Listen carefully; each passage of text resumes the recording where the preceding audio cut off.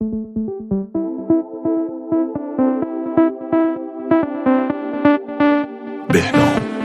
ایماست.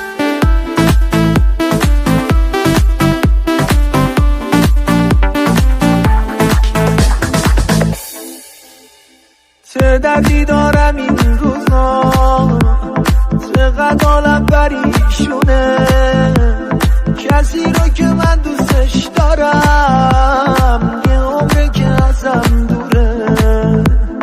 ببین فاصله انداختی، ببین دلم چه داغونه، دلیل این جدایی رو کسی جز من نمیدونه.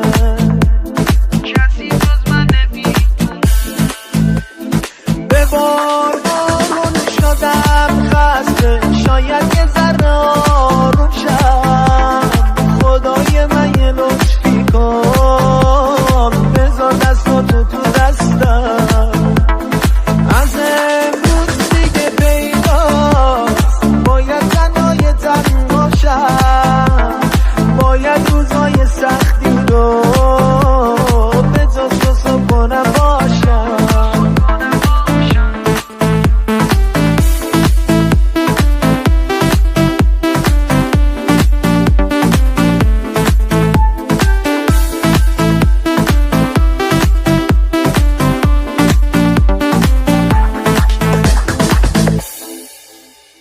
دیگه باید تمومه ها، بسوزم و بسازم، یه قصه ای درست کنم از خاطرات یارم.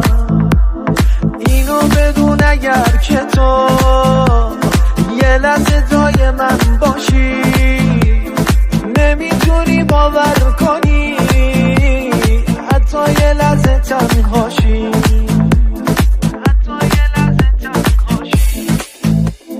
به بار بارون شدم خسته، شاید یه ذره آروم شم. خدای من یه لطفی کن،